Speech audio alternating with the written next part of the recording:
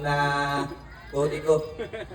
Pero okay lang po. At maraming salamat po sa lagi nakasuporta kayo sa amin. Sabi nga po yung advisory group o cross multiplier, yung mga grupo na yun, lagi po yung handa may malasakit, tsaka lagi po yung katuwang ng PNP para po sa pagpapatupad ng kaligtasan at kapayapaan po sa ating komunidad.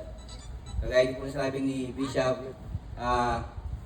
lagi po din kaming nakakuha sa aming mga kasamahan. Kasi ang guidance po ni Abdi ngayon sa amin, bawal po yung 15:30 na tinatawag ni Bishop kanina na papasok lang yung pulis pagka bibigay sa istasyon o mag-uka sa EPE. Bawal na po ngayon yun.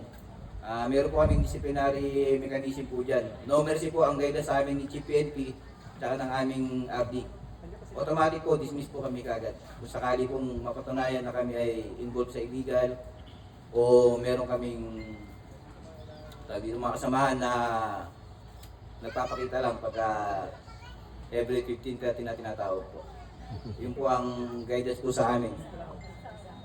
Kaya po, maingat po kami sa aming mga kampo ngayon pagtulad sa tungkulin at sa may pagkuha po sa mga mamamayan po natin. Muli po, hindi ko na po pagkatagalin para makapag-upisa na po tayo. Maraming salamat po ulit sa pag-imbita niyo po sa amin. Thank you po.